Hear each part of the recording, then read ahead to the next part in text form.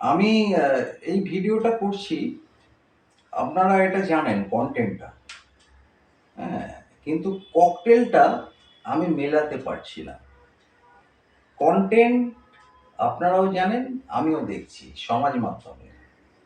কিন্তু ককটেলটা হচ্ছে না। কিরকম? সমাজ মাধ্যমে দেখছি অনেকেই বলছে, এই মন্ত্রটা জপ করুন, আপনার টাকার অভাব হবে না, প্রচুর টাকা আসবে। বা এই কাগজে এই মন্ত্রটা লিখে আপনি পার্সে রেখে দিন, বা এই জিনিসটা পার্সে রেখে দিন, আপনার টাকার মানে উপচে পড়বে।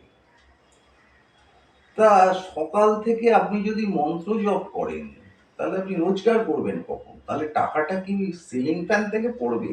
ধরুন ফ্যানটা চালালেন, ৫০০ টাকার নোট সব পড়তে শুরু করলো, আপনি কুড়োচ্ছেন। আমি জানি না, আমি সকাল থেকে যদি মন্ত্র জপ করব ২৭ বার, ২১ বার, ১০৮ বার, শুধু মন্ত্রই জপ করে যাব।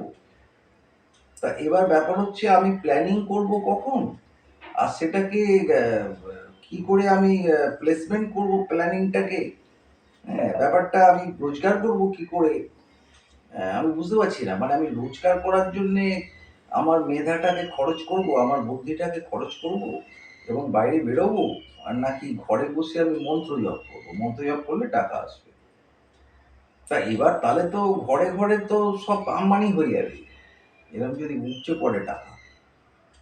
আমি জানি না, মানে আমি এই ককটেলটা মেলাতে পারছি না। মানে সোডা ওয়াটার আছে, ওয়াইন আছে, চাট আছে, হ্যাঁ, কোল্ড ড্রিংকস আছে, সব আছে, কিন্তু ককটেলটা আমি করতে পারছি না। ২ আর ২ এ ৫ হয়ে যাচ্ছি। এটা কি করে হয়? তো সকাল থেকে আমি মন্ত্র জপি, তাহলে আমাকে আর রোজগার করার দরকার নেই। কারণ টাকা তো চলে আসবে, এটা মন্ত্র পড়লেই চলে আসবে। আমার প্ল্যানিং করে কি হবে? রাস্তায় বেরিয়ে কি হবে? আমি ঘরে বসেই তো টাকা পাবো। আমি জানি না এটা। আপনারা নিশ্চয়ই এটার সলিউশন আছে আপনাদের কাছে। তবে যদি বড়লোক হন মন্ত্র পড়ে, আমাকে একটু বলবেন। কারণ আমার এটা আইডিয়া নেই। ভালো থাকবেন, সুস্থ থাকুন, আর বোধটা থাকুন। ঠাকুর বলেছেন তোদের চৈতন্য হোক। তা আমার তো চৈতন্য হয়নি, তাহলে আমি এটা বুঝতে পারতাম, আপনাদের কাছে এই ভিডিওটা প্রশ্ন নিয়ে যেতাম না। তা আপনারাও আশীর্বাদ করুন যাতে আমার চৈতন্য হয়। হরি ওম তৎসৎ।